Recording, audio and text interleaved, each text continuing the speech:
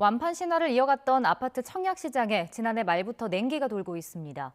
경쟁률과 당첨 가점 모두 떨어지는 추세인데요. 대출 규제와 금리 인상이 청약 시장에도 영향을 주는 것으로 풀이됩니다. 강희경 기자가 보도합니다. 서울 미아동의 북서울 자이 폴라리스 아파트 건설 현장입니다. 올해 서울에서 처음으로 분양에 나선 단지였습니다. 그러나 강북 지역인데다 분양가 상한제가 적용되지 않으면서 비교적 낮은 흥행 실적을 거뒀습니다. 이 아파트 단지의 청약 당첨 가점은 최저 54점으로 집계됐습니다.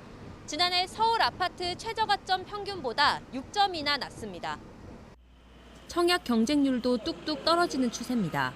지난달 전국 아파트 청약 경쟁률은 15.5대 1로 지난해 평균보다 크게 낮았습니다.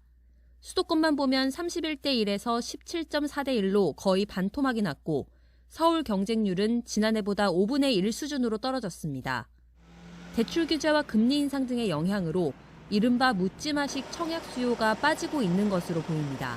과거에는 묻지마 청약이라던 부분들이 분명히 있었지만 자금을 운영할 수 있는 범위가 한정되다 보니까 아무래도 어떤 일정 부분 청약률이라든가 이런 거는 떨어질 수밖에 없는 상황인 것 같아요.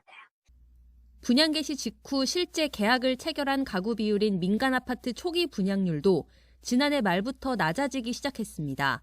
특히 서울 외곽과 지방에서는 미계약이 속출해 무순위 청약 물량도 늘어나는 추세입니다. 지난해 집값이 가장 많이 올랐던 인천의 경우 송도 자이 더스타 단지에선 당첨자의 35%가 계약을 포기했습니다. 다 9억이 넘어서 대출도 안 나오고 그렇고 분양가가 안 그래도 높은데 계약금이 20%였어요. 청약 시장 찬바람은 당분간 이어질 전망입니다.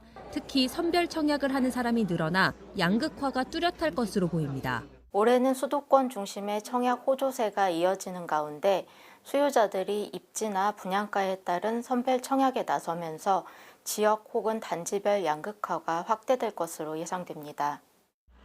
일단 청약에 당첨된 뒤 계약을 포기하면 재당첨 제한 등 불이익이 큰 만큼 청약 시장에 뛰어들기 전 득과 실을 더 꼼꼼하게 따져보는 자세가 필요한 시점입니다.